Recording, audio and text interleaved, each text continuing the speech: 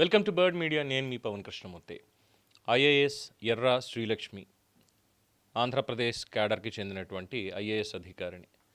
సరే, Obulapuram mining case కావచ్చు, ఇతరత్ర ఉన్నటువంటి కేసులు కావచ్చు, అనేకం ఆవిడకి కాస్త మచ్చ తీసుకొచ్చాయని చెప్పాలి.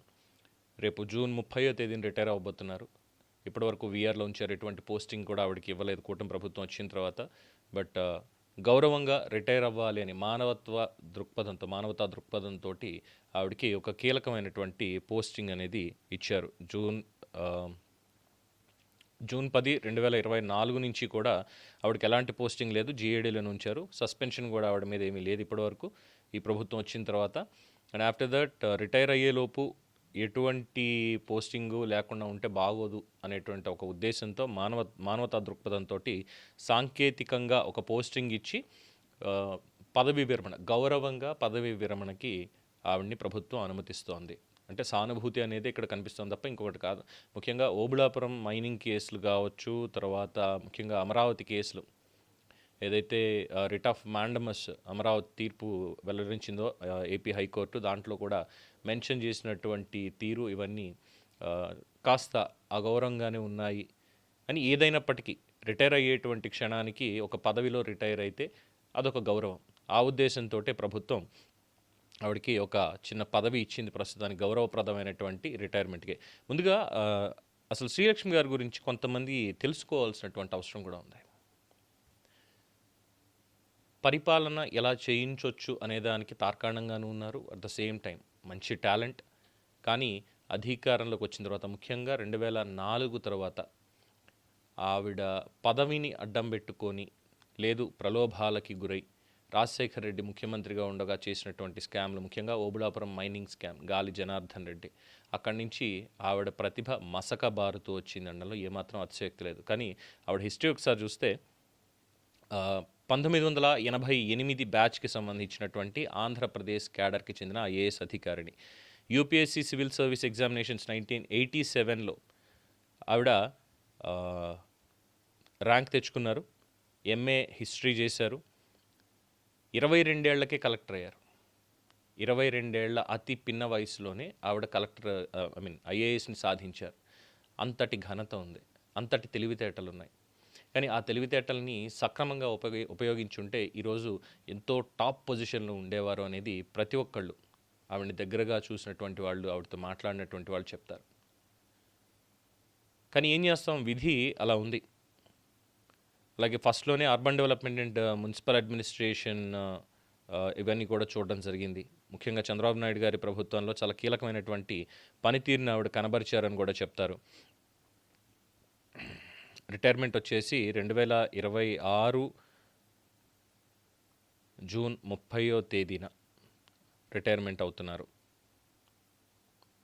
సో ఇది ఆవిడకి సంబంధించినటువంటి ఒక చిన్నపాటి brief introduction.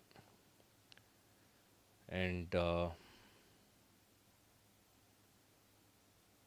Yes, now government ఇచ్చినటువంటి ఈ అవకాశం మంచిదే, చాలా గౌరవంగా ఆవిడ రిటైర్ అవ్వబోతున్నారు. కానీ కొంతమందికి ఆ అవకాశం లేదు. ముఖ్యంగా కొన్ని ఎగ్జాంపుల్స్ తీసుకుంటే, ఇటీవల కాలంలో రిటైర్ అయినటువంటి వాళ్ళు పదవీ విరమణ చేసి ఐపీఎస్ అధికారులు కావచ్చు, ఐఏఎస్ అధికారులు కావచ్చు, అవమానకర రీతిలో ఏ ఒక్కరిని కూడా ఈ ప్రభుత్వం రిటైర్ అయ్యేలా చేయలేదు ఇప్పటివరకు. కానీ కొంతమందికి వారి పనుల వల్ల మాత్రమే, వారు చేసినటువంటి పనుల వల్ల మాత్రమే ఆ అవమానం ముందు ఉండబోతోంది అనేది చాలా స్పష్టం. ఎందుకంటే యాదృచ్ఛికంగా జూన్ 30వ తేదీనే ఇంకొంతమంది ఐపీఎస్ ఆఫీసర్లు రిటైర్మెంట్ అవ్వబోతున్నారు. అందులో పివి సునీల్ కుమార్ కావచ్చు, అలాగే పిఎస్ఆర్ ఆంజనేయులు కావచ్చు, ఇద్దరు కూడా ఉన్నారు.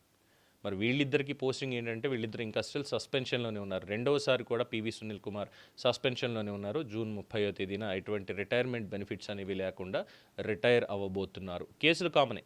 ఈవెన్ శ్రీలక్ష్మి గారు రేపొద్దున్న రిటైర్ అయిపోయిన తర్వాత కూడా ఈ ఓబుళాపురం కేసులకు సంబంధించినటువంటి అంశంలో కోర్టుకి అపియర్ అవ్వాల్సిందే. ఎందుకంటే ఇప్పటికీ ఇంకా సుప్రీంకోర్టులో కేసు నడుస్తోంది. అందులో అవినీతి జరిగింది అనేది కూడా చాలా స్పష్టంగా ఆధారాలతో సైతం సిబిఐ పిటిషన్ దాఖలు చేసింది. ఈ ఛార్జ్షీట్లు, అఫిడవిట్లు అన్నీ కూడా అయిపోయాయి.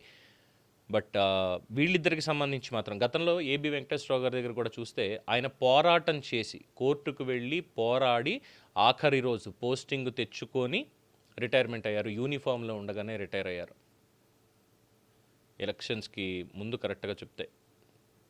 కానీ అప్పుడున్నటువంటి జగన్మోహన్ రెడ్డి ప్రభుత్వం 5 ఏళ్ల పాటు ఆయన మీద సస్పెన్షన్ వేటు వేస్తూనే వచ్చింది.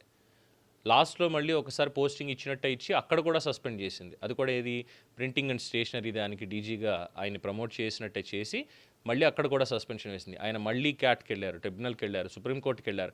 సుప్రీంకోర్టుకి వెళ్ళి ఎందుకని పోస్టింగ్ ఇవ్వట్లేదు, ఇందులో మీరు ఆధారాలు కూడా సబ్మిట్ చేయలేదు, కనీసం ఆయన చేసినట్టు నేరం చేసినట్టుగా నిరూపణ చేయించలేదు కదా, మరి ఎందుకు ఇది చేస్తున్నారు, ఇది కోర్టు ధిక్కరణ అవుతుందని చీఫ్ సెక్రటరీకి కూడా కాస్త శ్రీముఖాలు వెళ్ళేసరికి లాస్ట్‌లో పోస్టింగ్ ఇచ్చారు. ఆ ఒక్కరోజు అలా వెళ్ళి సంతకం పెట్టి రిటైర్ అయ్యారు, వచ్చారు. యూనిఫామ్లోనే వచ్చాను, యూనిఫామ్లోనే రిటైర్ అయ్యాను, ఇంతకు మించి నేనేం ఎక్స్పెక్ట్ చేయట్లేదు అన్నది కూడా ఆయన చెప్పినటువంటి మాట. కానీ ఇక్కడ పివి సునీల్ కుమార్ కావచ్చు, లేదంటే పిఎస్ఆర్ ఆంజనేయులు కావచ్చు, వీళ్ళెవరూ కూడా కనీసం కోర్టుకు వెళ్ళాలి, కోర్టుకు వెళ్ళి అట్లీస్ట్ రిటైర్మెంట్ అయ్యే లోపల యూనిఫామ్ తోటి రిటైర్ అయితే ఆ గౌరవం వేరు. ఎన్ని వెధవ పనులు చేసినా, ఎటువంటి క్రైమ్లో ఇన్వాల్వ్ అయినా, ఎలా ఉన్నా కానీ యూనిఫామ్లో రిటైర్ అవ్వడం అనేటువంటిది ఒక ఐపీఎస్ ఆఫీసర్కి కానీ లేదా ఒక ఐఏఎస్ ఆఫీసర్కి కానీ ఒక గౌరవం. ఆ గౌరవం మాకు అక్కర్లేదు అనుకుంటున్నారో, లేదంటే దాన్నే ఒక ఆయుధంగా మలుచుకుని రేపన్న రోజు రాజకీయంగా వాళ్ళ ప్రయాణాన్ని నిర్మాణం చేసుకోవాలనుకుంటున్నారో తెలీదు. పిఎస్ఆర్ ఆంజనేయులు కావచ్చు, పివి సునీల్ కుమార్ కావచ్చు, కనీసం కోర్టుకు కూడా వెళ్ళట్లేదు, వెళ్ళి దీనికి సంబంధించి ఏం మాట్లాడడం లేదు. సస్పెన్షన్ ఎందుకు వేశారు ఏంటి అనే దాని మీద పైగా కేసులు కూడా ఉన్నాయి. రఘురామకృష్ణరాజు కస్టోడియల్ టార్చర్ కేసులో ప్రధానంగా వీళ్ళందరూ ఉన్నారు అనేది కూడా అందరికీ తెలిసినటువంటిదే. ఇక పిఎస్ఆర్ ఆంజనేయులు అయితే చెప్పక్కర్లేదు, ఇంకా చాలా ఉన్నాయి కేసులు. జత్వానీ కేసు అనేది కూడా ఉంది, ఇంకా అది నడుస్తూనే ఉంది కోర్టులో. మరి ఇలాంటి కేసులు ఇవన్నీ కూడా పెట్టుకుని మరి వీళ్ళకి ఈ రకమైనటువంటి ట్రీట్మెంట్, అలాగే తప్పో ఒప్పో ఒకవైపు నిలబడ్డారు, తర్వాత పోరాటం చేశారు, అనారోగ్యానికి గురయ్యారు, ఆ తర్వాత మళ్ళీ జగన్మోహన్ రెడ్డి ముఖ్యమంత్రి అయిన తర్వాత తెలంగాణ క్యాడర్ నుంచి ఏపీ క్యాడర్గా మార్చుకొని మళ్ళీ చాలా గౌరవప్రదమైనటువంటి ప్రమోషన్సే పొందారు. Urban development and municipal administration కార్యదర్శిగా కూడా, ప్రధాన కార్యదర్శిగా చాలా పదవులు అనుభవించారు, అంతా అయ్యింది శ్రీలక్ష్మి గారు. గౌరవంగానే ఇప్పుడు రిటైర్ అవుతున్నారు. ఇప్పటిదాకా జీఏడీలో ఉన్నారు, సస్పెన్షన్ అనేది లేదు ఆవిడ మీద, కేవలం జీఏడీలో జనరల్ అడ్మినిస్ట్రేషన్లో మాత్రమే ఉన్నారు తప్ప ఇంకా వేరే ఏం లేదు. సో ఇప్పుడు ఈ 4 రోజులు గౌరవంగా ఆవిడ ఏదో పని చేస్తారు, పని చేసుకుని రిటైర్ అయిపోతారని సాంకేతికంగా ఒక పోస్ట్ అనేది ఆవిడకి కేటాయించారు. రేపొద్దున్న గౌరవంతో రిటైర్ అవ్వబోతున్నారు. అందుకే మనం చేసేటువంటి పనుల్లో అది తప్పైనా ఒప్పైనా కానీ కాస్త పరిమితులు అనేవి ఉంటాయి. ముఖ్యంగా అసలు తప్పు అయితే చేయకూడదు. సరే జరిగింది అన్న దగ్గర అయినా కాస్త గౌరవంగా, తప్పు జరిగింది, మనం ఇందులో ఇన్వాల్వ్మెంట్ ఉండకూడదు, ఇంకా వేరేది దీని నుంచి క్లీన్గా రావాలనేటువంటి పోరాటం చేస్తే తప్పులేదు, అంతకుమించి ఏముండదు. కానీ తప్పు మీద తప్పు చేసుకుంటూ వెళ్తేనే చివరాఖరికి అత్యంత అవమానకరమైనటువంటి రీతిలో రిటైర్ అవ్వాల్సి వస్తుంది. రేపొద్దున్న గౌరవప్రదంగా రిటైర్ అవుతున్నారు కాబట్టి ఆవిడకి ప్రభుత్వం అందించాల్సినటువంటి బెనిఫిట్స్ ఇవన్నీ కూడా శ్రీలక్ష్మి గారికి వచ్చేటువంటి అవకాశం ఉంటుంది. కానీ పివి సునీల్కి కానీ పిఎస్ఆర్ ఆంజనేయులకు కానీ ఆ అవకాశం లేదు. కానీ చాలామంది అనేది ఏంటంటే ఓకే, ఎంత ఎలా ఉన్నా కానీ ప్రభుత్వం నిర్ణయం తీసుకుంటుందేమో, ఆఖరి రోజైనా వాళ్ళకి పోస్టింగ్ ఏమన్నా ఇస్తుందేమో సస్పెన్షన్ తీసేసి అన్నటువంటి ఊహాగానం అయితే ఒకటి నడుస్తుంది. మరి అది ఎంతవరకు కరెక్ట్ అనేది తెలీదు. ఇది దీనికి సంబంధించినటువంటి అప్డేట్స్. దీని మీద మీ అభిప్రాయం తెలియచేయండి. చూస్తూనే ఉండండి ది బర్డ్ మీడియా.